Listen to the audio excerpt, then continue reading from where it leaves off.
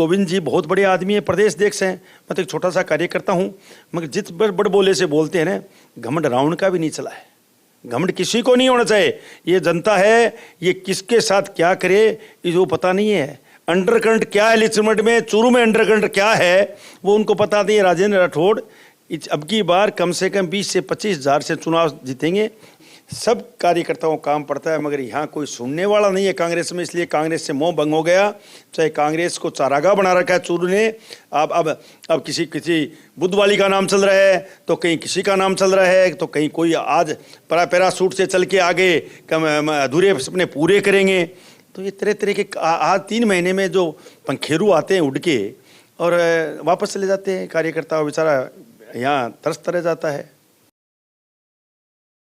दर्शकों नमस्कार, Asian today और हमारे थार की आवाज़ चैनल में लगातार चुनावी यात्राओं और चुनावी चर्चाओं का सिलसिला जारी है। और आज इसी अगले मोड़ पर, अगले पड़ाव पर हमारे साथ हैं भाजपा के चूरू जिलाध्यक्ष हरलाल सारण, जो कि जाट कदावर नेता के रूप में क्षेत्र में अपनी पहचान रखते हैं और लगातार चूरू विधानसभा सहित जिले भर में अब इनके दौरे जारी हैं। हरलाल जी, आपका बहुत बहुत स्वागत है। आपका यहाँ मेरे को सवाल पूछने के लिए आपको बहुत बहुत धन्यवाद। भारतीय जनता पार्टी में जिले की कमान मेरे को अभी सौंपी है। मैं सभी कार्यकर्ताओं के बलबूते पर कह सकता हूँ कि भारतीय जनता पार्टी 6 की 6 सीट भारतीय जनता पार्टी जीतेगी और जयपुर प्रदेश में बीजेपी सरकार बनेगी। जी हरलाल जी, ऐन वक्त पर चुनावी साल है, चुनावी मौसम है और लगभग 2-2.5 महीने बाद में वोटिंग होनी है, तो ऐन वक्त पर आपको जिलाध्यक्ष बनाया गया, बहुत बड़ी जिम्मेदारी दी गई है आपको। ये हमारी पार्टी चाय पानी पीने वाला प्रधानमंत्री बन जा सकता है, तो एक किसान के बेटे को मेरे को पार्टी ने कमान दी है। हमारी पार्टी में 3 साल से जिलाध्यक्ष चेंज होता है और वो 3 साल का कार्यकाल पूरा हो गया, इसलिए पार्टी का जिलाध्यक्ष बनाना था, इसलिए पार्टी ने जिलाध्यक्ष बना दिया और मैं पार्टी के लिए काम करूँगा। जी हरलाल जी, ये जो चूरू की 6 विधानसभा सीटें उनमें जिक्र आ रहा था कि सदाशर से आपकी दावेदारी को मजबूत माना जा रहा था, अब आपको जिलाध्यक्ष बना दिया गया, क्या लगता है? मैं बहुत छोटा कार्यकर्ता हूं, मेरे को जिलाध्यक्ष बनाने पर भी मैं पार्टी का आभारी हूं। कोई पार्टी निर्णय कर ले अलग बात है, पार्टी में बातें चलती हैं अलग बात है। मैं कहीं का दावेदार नहीं हूँ। सरदार से बहुत बड़े हमारे कार्यकर्ता हैं, वो दावेदारी करते हैं। आपकी सर्वे हो रहा है, पार्टी जो फैसला करेगी उसको मानेंगे, बाकी मैं कोई दावेदारी नहीं है मेरी। नेता प्रतिपक्ष राजेंद्र राठौड़ और आपको राम लक्ष्मण की संज्ञा दी गई है, आप अक्सर उनके साथ रहते हैं। मैं जब राजनीति में अंगुली पकड़ के चला था तो राठौड़ साहब ने मेरे गांव में एक मीटिंग की थी, तो मैं उनके नज़दीक आया। और पंचायत राज में 1995 में जब पंचायत राज में भैरव सिंह जी ने ये 3 प्रकार की सहजता का शुरू की, तब से मेरे को 95 में राठौड़ साहब ने एक कार्यकर्ता के रूप में टिकट दिया। उसके बाद में राठौड़ साहब ने मेरे को पंचायत प्रधान बनाया, फिर एमएलए चुनाव लड़ा, जिला प्रमुख बनाया। प्रदेश में मैं प्रदेश कार्यकारिणी में रहा, जिला युवा मोर्चा में मैं जिला उपाध्यक्ष रहा। मेरी पार्टी मेन पार्टी में मैं कई बार उपाध्यक्ष रह गया और प्रदेश में 2 बार मैं प्रदेश में कार्य समिति में रह गया। और अब मेरे को बड़ी जिम्मेदारी दे दी, जिले के अध्यक्ष बना दिया।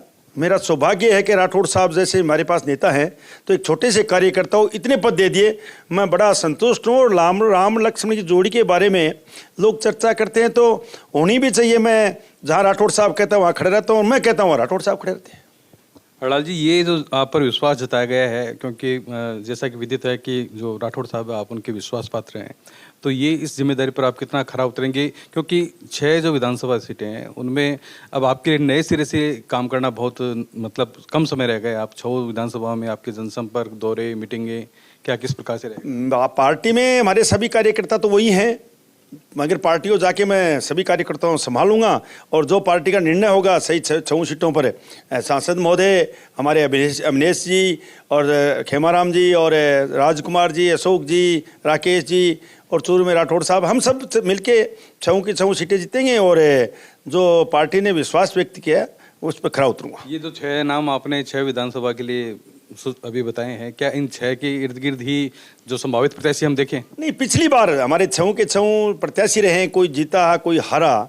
आज पार्टी में तो वही कार्यकर्ता हैं। उसके बाद अगर पार्टी को निर्णय करे, अगर हमारा कोई कार्यकर्ता निर्णय करे, हमारा चुनाव लड़ने वाला कार्यकर्ता ने ये कह दे कि मैं पार्टी में ये कार्यकर्ता सीनियर तो उसको टिकट दी जाए या ये कार्यकर्ता जीत सकता है, वो तो अलग बात है। मगर आज की तारीख में तो हमारे नेता तो वही हैं जिन्होंने पार्टी की कमान संभाली, 5 साल हर मोर्चे पर डट के खड़े रहे और पार्टी का संघर्ष किया है और पार्टी को आगे बढ़ाया है। और उसके बाद तो पार्टी निर्णय करेगी राजगढ़ में क्या होगा। MP साहब बैठे हैं, तारंग में क्या होगा, राकेश और महावीर जी बैठे हैं, त्रिलोक जी बैठे हैं, हमारे कुड़ाराम जी शर्मा हैं, कई पार्टी के नेता हैं। वहीं भी शीतन सोग साहब हैं, सत्यनारायण जी हैं और अशोक जी हैं, हमारे शराब साहब हैं, कई टिकट मांग रहे हैं। उसमें पार्टी सर्वे कर रही है। रतंगड़ी में राजकुमार जी हैं, विनेश जी हैं, बागीर सिंह जी हैं, पवन सिंह जी हैं, हमारे पूर्व चेयरमैन हैं, कई लोगों को टिकट मांग रहे हैं। हमारे भी पार्टी में 5-7 लोग हर जगह से टिकट मांग रहे हैं, पर सब लोग एक ही कहते हैं कि पार्टी जिसको टिकट देगी उसको चुनाव जिता के जयपुर बेचेंगे।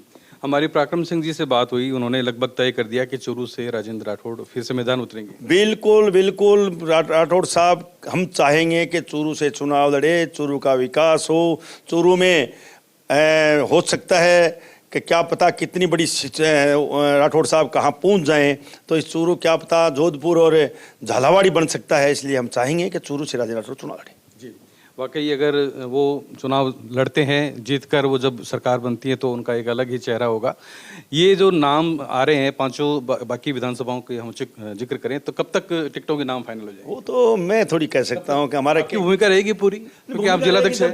जब मेरे से अगर पार्टी प्रदेश नेतृत्व कुछ मांगेगा तो मैं दूंगा, मगर हमारे राष्ट्रीय परिषद की मीटिंग होगी, फैसला होगा, हो सकता है। कब तक घोषणा हो सकती है? अब पार्टी में ये मैं क्या हम माने कि अक्टूबर के फर्स्ट वीक में या कुछ इस तरह? हाँ, अक्टूबर फर्स्ट वीक में, सेकंड वीक में कुछ सीटों का घोषणा हो सकती है, कयास लगाए जाते हैं। जी, तैयारी जारी है। अभी देखिए, जो प्रधानमंत्री नरेंद्र मोदी 25 तारीख को आने वाले हैं, तो उसे लेकर भी जो आज प्रेस वार्ता हुई है, आने वाले समय में आप लगातार पूरे जिले में दौरे करेंगे।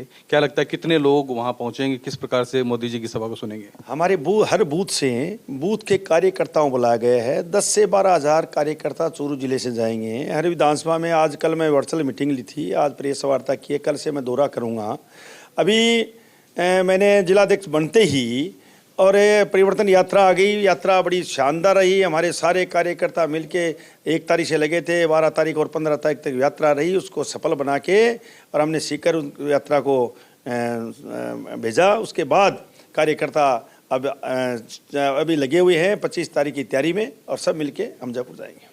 जो पिछले 5 साल या यूँ कहे कि 4.5 साल रहे हैं राठौड़ साहब के यहाँ, नेता प्रतिपक्ष बनने से पहले विधायक भी वो रहे यहाँ पे, तो ये जो 4.5 साल है, इसमें जनता का क्या मूड है? लोगों की क्या कुछ मतलब नाराजगी या नजदीकियाँ हैं क्या? आप क्या मानते हैं? आपको मैं एक बात बताना चाहता हूँ। 4.5 साल पुणी 5 साल में कांग्रेस के एक परिवार के नेता चुनाव लड़के बम्बई चले जाते हैं। यहाँ कांग्रेस भी आती है, बीजेपी आती है, और आज की तारीख में राठौड़ साहब के कार्यकर्ता इतने हैं और इतने वेलफेयर से लोग हैं, इतने कार्यकर्ता हैं कि राठौड़ साहब को यहाँ रहने की जरूरत नहीं है। राठौड़ साहब को कार्यकर्ता चुनाव जिता देंगे, क्योंकि इस 4.5 साल में यहाँ पर जो एक परिवार के नेता चुनाव लड़ते हैं वो रहते नहीं हैं। बिजली, पानी, सड़क, ये सुविधा राठौड़ साहब ने दी है। आज आप देख रहे हो, सब सुबह उठते भी सब कार्यकर्ताओं को काम पड़ता है, मगर यहाँ कोई सुनने वाला नहीं है कांग्रेस में। इसलिए कांग्रेस से मोह भंग हो गया। चाहे कांग्रेस को चारागाह बना रखा है चूरू ने। अब किसी बुद्धवाली का नाम चल रहा है, तो कहीं किसी का नाम चल रहा है, तो कहीं कोई आज पैरासूट से चल के आगे अधूरे सपने पूरे करेंगे। तो ये तरह तरह के आज 3 महीने में जो पंखेरू आते हैं उड़ के और वापस चले जाते हैं, कार्यकर्ता बेचारा यहाँ तरसता रह जाता है। तो ये जो कांग्रेस में 31 दावेदारों के नाम सामने आए हैं, चर्चा चल रही है, तो उनमें बाहरी और स्थानीय का भी मुद्दा चल रहा है, तो ये मुद्दा कितना क्या बीजेपी के लिए कुछ मददगार साबित होगा? नहीं, बीजेपी के लिए मददगार क्या है? बीजेपी के लिए तो बीजेपी के बूथ के कार्यकर्ता मजबूत बीजेपी को कर रखा है। ये तो आपके 31 मांगे चाहे 41 मांगे, पार्टी के नेता, उनकी पार्टी के नेता आपसे खींचतान उनकी जग जाहिर हो रही है। नहीं, खींचतान उससे हमारे कोई फायदे वाली बात नहीं है, उसकी खींचतान तो चलती रहती है। मगर मैं ये जरूर कह सकता हूँ कि पार्टी में वो क्या करें क्या नहीं करें, वो कांग्रेस पार्टी का देह है।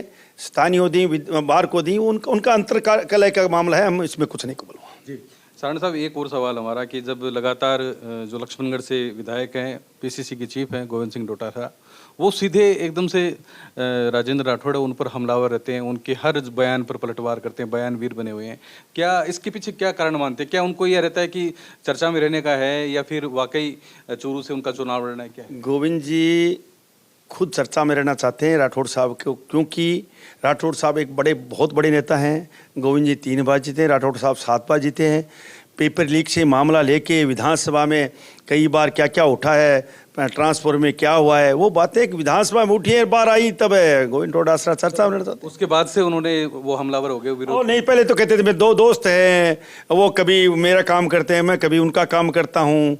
उसके पहले तो था ही, मगर जो विधानसभा में जो क्वेश्चन लगे और उनके खिलाफ की बात चली, तब गोविंद डोटासरा जी चर्चा में रहना चाहते हैं। गोविंद जी को पता नहीं है कि आपके प्रदेश अध्यक्ष पहले रहे थे, उनकी आप खुद गरिमा में झांक के देख लें उनकी क्या हालात है।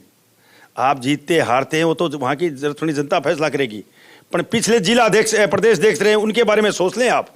इतने बड़ बोले, मैं तो ये कहता हूँ राजनीति में हो सकता है पार्टियां अलग अलग हैं, मगर जिस तरह की गोविंद जी बहुत बड़े आदमी हैं, प्रदेश अध्यक्ष हैं, मैं तो एक छोटा सा कार्यकर्ता हूँ, मगर जिस बड़ बोले से बोलते हैं ना, घमंड रावण का भी नहीं चला है। घमंड किसी को नहीं होना चाहिए। ये जनता है, ये किसके साथ क्या करे ये पता नहीं है। अंडरकरंट क्या है लिचमंड में, चूरू में अंडरकरंट क्या है वो उनको पता नहीं है। राजेंद्र राठौड़ अब की बार कम से कम 20 से 25 हज़ार से चुनाव जीतेंगे, वो उनको पता नहीं है, क्योंकि उनको तो फीडबैक जो 31 टिकट मांगे वो देते होंगे, या यहाँ के 5-5-10 और कार्यकर्ता देते हैं। यहाँ जमीन धरातल पर गोविंद जी कभी आए थे क्या? उनको पता थोड़ी है क्या है। सारण साहब, एक और सवाल हमारा कि जो आने वाले चुनाव है उसमें क्या कहीं भारतीय जनता पार्टी में कोई कार्यकर्ताओं में नाराजगी, गुटबाजी या कुछ ऐसा कोई? चूरू जिले में कोई गुटबाजी नहीं है, सब कार्यकर्ता एक हैं। हो सकता है कई यहाँ तहसील में तो, यहाँ चूरू तहसील में तो कोई टिकट मांगने वाला है ही नहीं, मगर कहीं भी 2, 3, 4, 5 कार्यकर्ता टिकट मांग रहे तो वो टिकट मांगने का अधिकार है, मगर वो ये सब ये कहते हैं कि टिकट मिलने के बाद सब एक है। तो इसमें क्या रायशुमारी की गई है या फिर कार्यकर्ताओं कोई रायशुमारी नहीं है। रायशुमारी कार्यकर्ताओं की, हमारी कार्यकर्ता वो टिकट देने वाला कार्यकर्ता है, जिस कार्यकर्ता कहेंगे उसको टिकट देती पार्टी, कार्यकर्ताओं के आधार पर, ताकि किसी भी प्रकार के निर्वाचन में बाधा ना हो और जो पार्टी का जो लक्ष्य है वो हासिल हो। बिल्कुल बिल्कुल यही। तो दर्शकों, हमारे साथ भाजपा के नवनियुक्त जिलाध्यक्ष हरलाल सारण, जिन्होंने बेबाकी से अपनी बात रखी कांग्रेस के प्रत्याशी पर, और कांग्रेस के प्रदेश अध्यक्ष जो है गोविंद सिंह डोटासरा, उनको लेकर उन्होंने सीधा उन पर निशाना साधा है, पलटवार किया है और बहुत एक संतुलित जवाब दिया है। आने वाले समय में इन पर बहुत बड़ी जिम्मेदारी है और हम चाहेंगे कि जिस तरह से इनका सरल सीधा व्यवहार है उसी के मुताबिक पार्टी आने वाले समय में इनके नेतृत्व में और बहुत अच्छा प्रदर्शन करे। एसियन टुडे के लिए मैं कुंज बिहारी ब्रिमीवाला।